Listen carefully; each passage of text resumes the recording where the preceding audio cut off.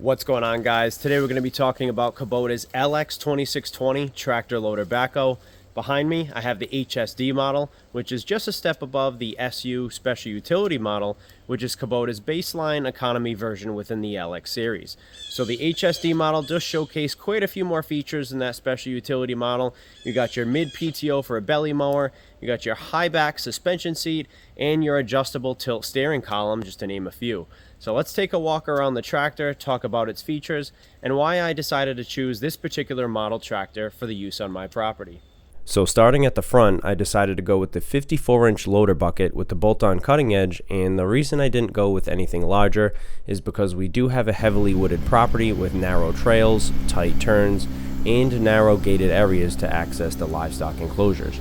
So I didn't want a bucket any wider than the width of the tractor itself. I believe this model at its widest point at the rear tires is just under 54 inches, so just about equivalent to the loader bucket. In the event I want to go with a larger bucket, I can easily attach and detach implements in the front with the quick attach apparatus levers.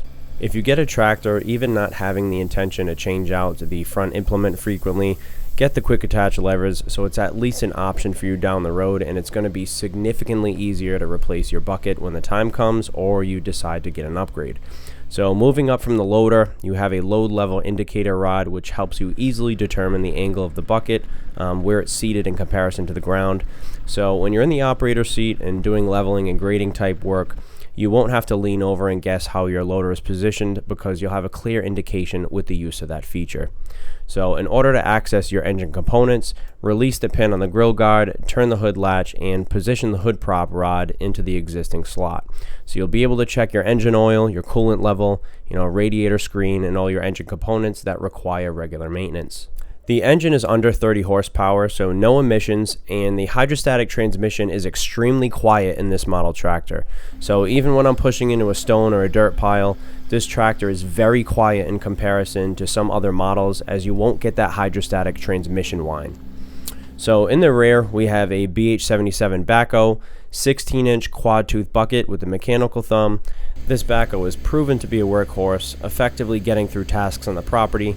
The 7-foot and 7-inch backhoe length is more than enough for my needs, and it certainly delivers enough power to remove stumps and stones, dig trenches, ponds, and the like. So moving into the operator station, off to your right you got your 4-wheel drive engagement lever for operating on rough or muddy terrain, and your 3-point hitch position control lever so you can adjust the elevation on your rear implements.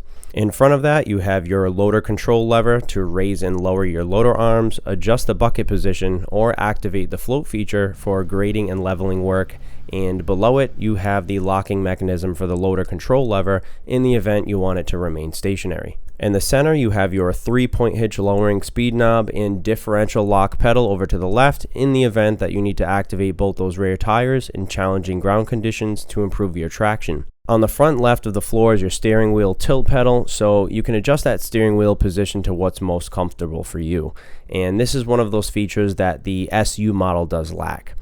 So on the left of your dash, you got your hazards, turn signals, and headlights, your LCD monitor in the middle that displays your fuel and temperature levels, RPMs, machine hours, and other indicators. And over to the right is the PTO display and stationary switch, handle throttle to adjust your engine speed, and the key slot below to start your tractor. Underneath the steering column is your parking brake engagement lever and speed set lever. The brake pedals can be controlled individually for working in tight areas, but I have that lock lever activated a majority of the time so the brakes work in unison. And of course, to the right on the floor is your forward and reverse pedal. So to the left of the operator station is your 3-range low, medium, and high gear shift lever, PTO selection lever for your front, mid, and rear PTO, and the PTO engagement lever directly in front of it. Taking a look underneath the tractor, there's about 14 inches of clearance from the ground, which is another reason I chose this particular model. I didn't want to have to worry about damage occurring underneath the tractor going over rough terrain with deadfall, stones, and small hills, especially since the topography on certain areas of my land are quite uneven. So a shorter, smaller tractor like the B23 or 2601 or even the BX series tractors are going to be a bit easier to maneuver on hills and tight turns because of its center of gravity and distance from the ground. but with caution, I've been able to operate on hills and uneven terrain with no issues.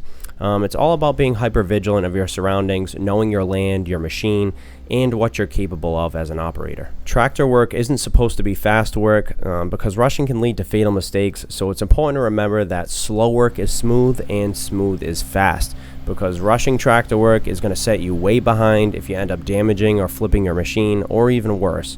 So know your land, your limits, and plan ahead if operating on uneven terrain.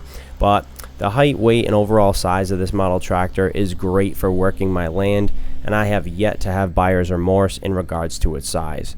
At first I was interested in the B-Series tractors, but in hindsight and after months of research, I'm glad that I went with the LX. The frame on this model tractor may not be as industrial or durable as some of the other models, but that's because it is designed to be lighter weight, especially for using that mid-PTO from mowing, so you're not causing damage to pasture and really digging into the ground like with a heavier machine. If you're looking for a tractor for less landscaping use and more commercial or industrial use for construction purposes, then you may want to entertain the idea of getting a different model tractor that's more equipped for that use. So that's a basic overview of the features of the LX2620 and what it has to offer. If you're looking for more in-depth details about its specs or features, feel free to drop a comment down below. I'll help with what I can. I'm no tractor expert by any means, but I have familiarized myself with this machine pretty well. If you found any value in this video, drop a like, consider subscribing, and stay tuned for more.